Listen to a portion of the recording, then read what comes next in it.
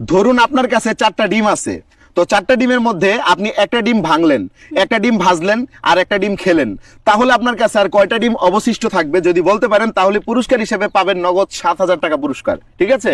আর দর্শক আপনাদেরকে বলছি, আপনারা যদি উত্তরটা দিতে পারেন দ্রুত কমেন্ট বক্স উত্তর দিয়ে জানান। আর উত্তর জানানোর আগে কিন্তু এই ভিডিওটা অবশ্যই শেয়ার করতে হবে। আমি প্রশ্নটা আরেকবার করছি, মনোযোগ দিয়ে শুনেন। ধরুন আপনার কাছে 4টা ডিম আছে, 4টা।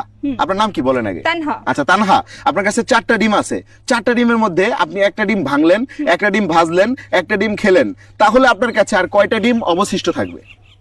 একটা থাকবে। কিভাবে বুঝিয়ে বলেন? কারণ হচ্ছে আমি একটা ভাঙবো, হ্যাঁ। একটা ভাজবো আর একটা খাবো, হ্যাঁ। তাহলে থাকবে একটা।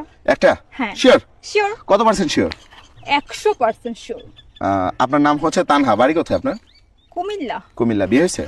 না। আচ্ছা, তো আপনি কুমিল্লার মেয়ে, আসলে যে মানে উত্তরটা দিয়েছেন উত্তরটা হয় নাই, ভুল হয়েছে, অন্য কিছু হবে। কেন? আপনি তো বললেন যে আমি তো ওইটাই বললাম, তাই না?